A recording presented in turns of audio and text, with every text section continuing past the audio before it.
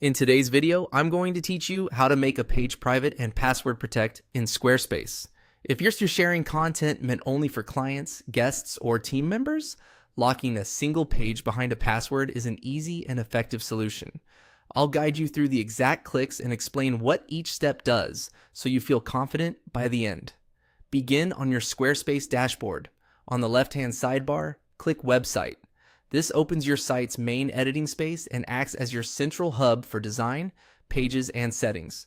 If you ever need to backtrack, this is the place to return to. From there, open the Pages panel by clicking Pages in the same left menu.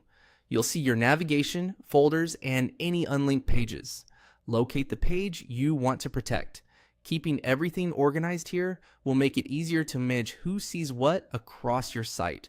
Move your cursor over that page and look for the three dots, often called the More menu. Click those three dots to reveal quick options for the page.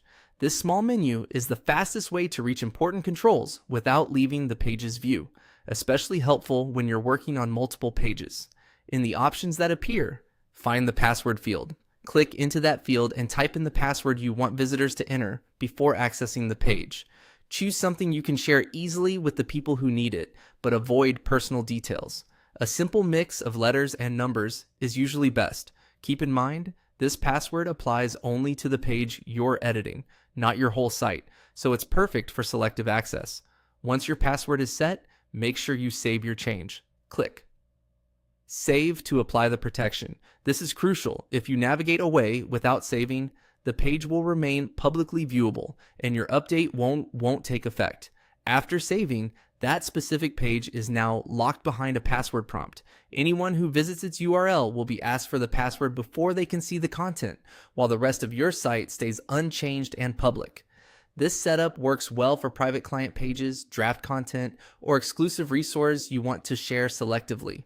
A couple of quick best practices as you wrap up.